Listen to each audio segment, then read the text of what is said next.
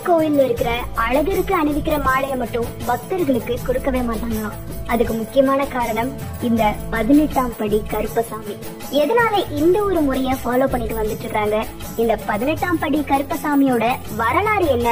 அததான் இந்த வீடியோல பாக்க போறீங்க. கேரளால இருந்து ஒரு நாள் ஒரு மன்னர் அழகர் கோயிலுக்கு அழகரை தரிசனம் பண்றதுக்காக வராரு. வந்தவரு அழகரோட அழகுலையும் சௌந்தரியத்திலையும் மயங்கி இத நம்ம ஊருக்கே எடுத்துட்டு போகணும் அப்படின்னு சொல்லி நேரா ஊருக்கு போய் அங்க மந்திரம் தெரிஞ்ச 18 பேரை அழகர் கோயிலுக்கு அனுப்பிச்சு வைக்கிறாரு.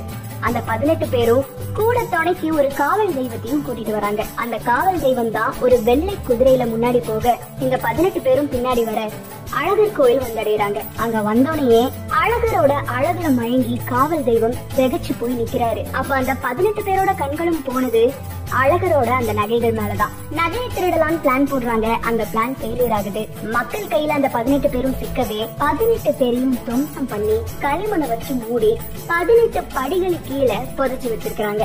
அப்போ பூசாரி, பொதுமக்கள், அழகர் எல்லாருமே வந்து கேட்கும் போது இந்த காவல் தெய்வம் சொன்னது என்னன்னா, என்ன மட்டும் உங்க கூடவே வச்சுக்கோங்களேன், நான் அழகருக்கு காவலாவே இருந்துக்கிறேனே அப்படின்னு அவரு கேட்க, அதுக்கு அழகரும் ஓகே சொல்லதான் 18 படிகளுக்கு மேல இந்த காவல் தெய்வம் அமர்த்தப்பட்டிருக்கிறாரு. சரி, நீ எனக்கு காவலுக்கு இருக்கிறதுக்கு உனக்கு என்ன ரிட்டர்ன் வேணும் அப்படின்னு அழகர் கேட்கும் போதுதான் இந்த காவல் தெய்வம் கேட்டது, உங்களுக்கு அணிவிக்கிற மாலையும் மலர்களும் எனக்கு வரணும் அப்படின்றது.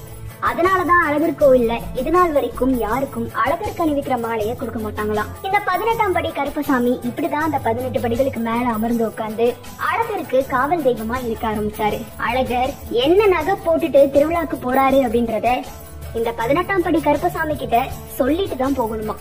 ரிட்டர்ன் வரும்போது அந்த நகைகள்லாம் கரெக்டா இருக்குதா அப்படின்றத மறுபடியும் இவர் செக் பண்ணிட்டு தான் உள்ள அனுப்புவாராம். இன்னமும் அழகர் கோயில் கதவை மூடினதுக்கு அப்புறமா அந்த சாவிய 18ஆம் படி கருப்பசாமி இடத்துலதான் வச்சுட்டு போவாங்களாம். அழகருக்கு இருக்கிற சொத்து மதிப்பு, என்னென்ன நகைகள்லாம் இருக்குது அப்படின்ற எல்லா லிஸ்டும் 18ஆம் படி கருப்பசாமி கிட்டதான் இருக்குதான். முக்கியமா அழகர் கோயிலுக்கு வர தீர்த்தம் நூப்புர கங்கையில இருந்து எடுத்துட்டு வரப்படுற இந்த தீர்த்தத்துல எதுவுமே கலக்காம சுத்தபத்தமா தான் இருக்குதா அப்படின்றத 18ஆம் படி கருப்பசாமி கிட்ட வச்சு அதை நிரூபிச்சுட்டு தான் மேல கோயிலுக்கு எடுத்துட்டு போவாங்களாம். அட் த சேம் டைம் அந்த ஊர்ல என்ன பிரச்சனை நடந்தாலும் அதுக்கு 18ஆம் படி கருப்பசாமி கிட்ட வந்துதான் தீர்ப்பும் வழங்குவாங்களாம். 18ஆம் படி கருப்பசாமி கிட்ட நின்னு யாராவது ஒருத்தவங்க பொய் சொல்லிட்டாங்க அப்படின்னா அதுக்கான தண்டனை கண்டிப்பா கிடைக்கும் அப்படின்றதுதான் அவங்களோட நம்பிக்கை. இந்த 18ஆம் படி கருப்பசாமியோட வரலாறு பத்தி நீங்க என்ன நினைக்கிறீங்கன்றத கீழே வந்து கமெண்ட் பாக்ஸ்ல பிரியா என் கூட ஷேர் பண்ணலாம்.